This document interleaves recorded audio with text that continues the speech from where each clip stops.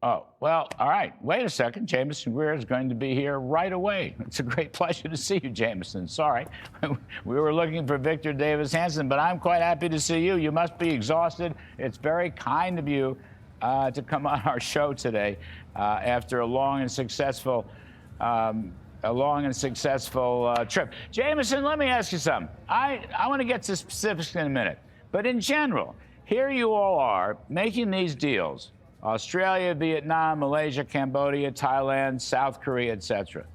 This is an important trade policy, but it's important foreign policy.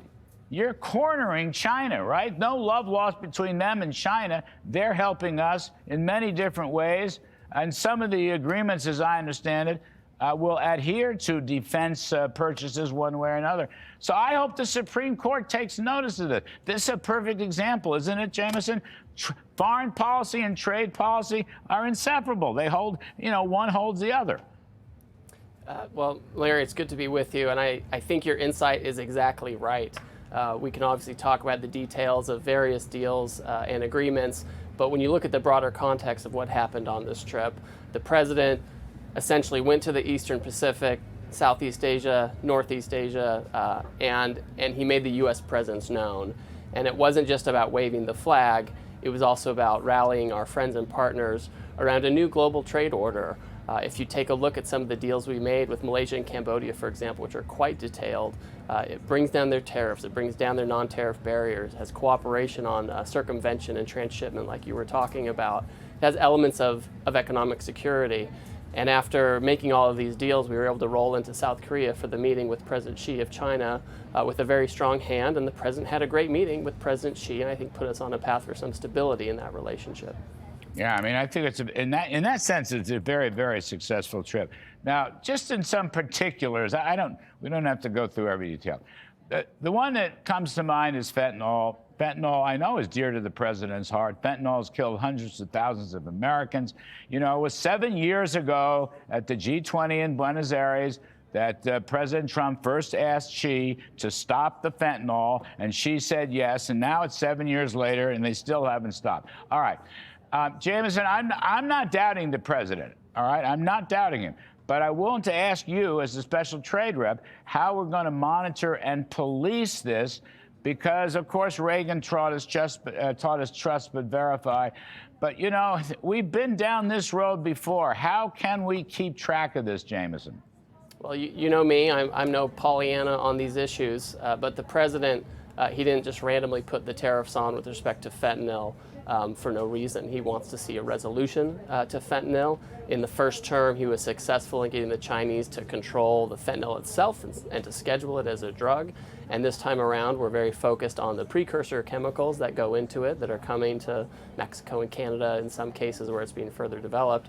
And so we can work with those partners, and we have been working with those partners to monitor the situation.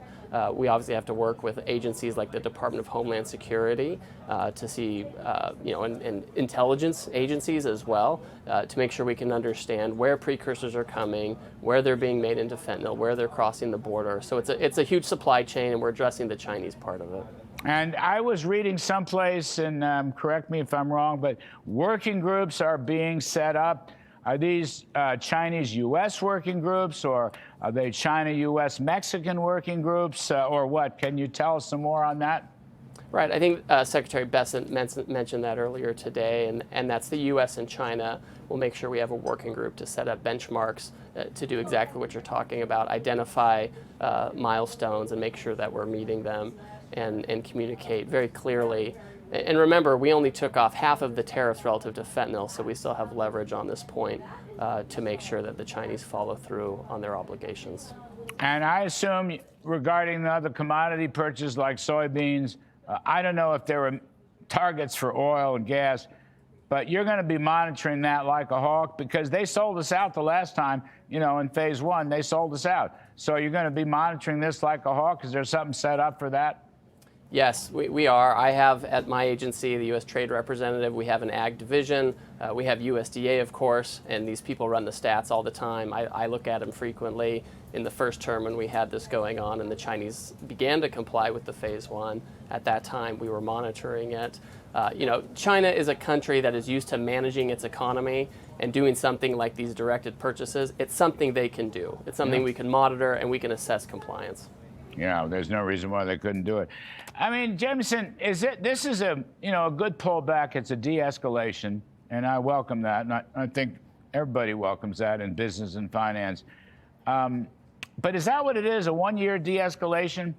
Does it have longer-term consequences? Is it beginning of an era of cooperation, or is this really a continuation of what some people call a managed decoupling between the two economies?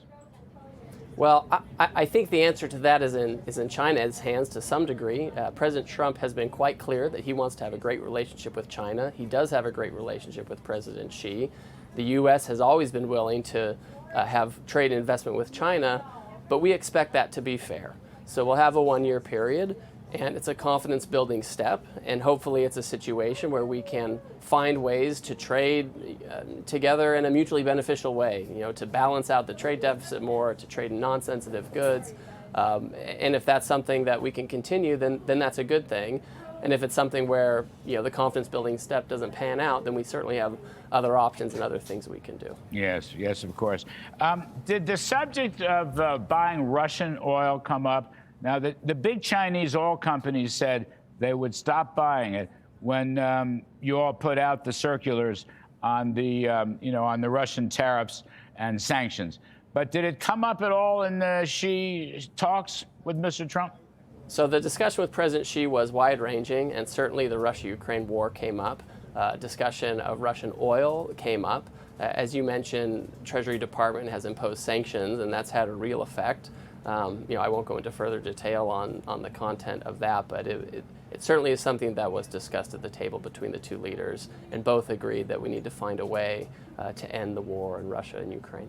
And one last one, Jamieson. You had announced earlier, before the meetings, that you were undertaking a 301 investigation of the broken promises of the first phase one deal that President Trump signed in January 2020. Am I right to assume that investigation will be going forward? You are correct to assume that, Larry. You know me too well. We didn't solve every problem in the U.S.-China relationship today.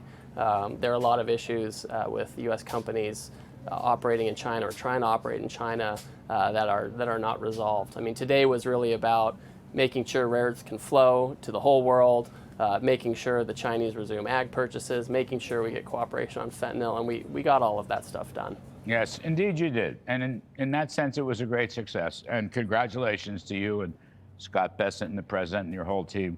And I certainly appreciate your coming on here, because I'm going to reckon that you're exhausted. Jamieson Greer, you're a great trooper. Thanks for coming back on. Thanks, Larry. Have a great day.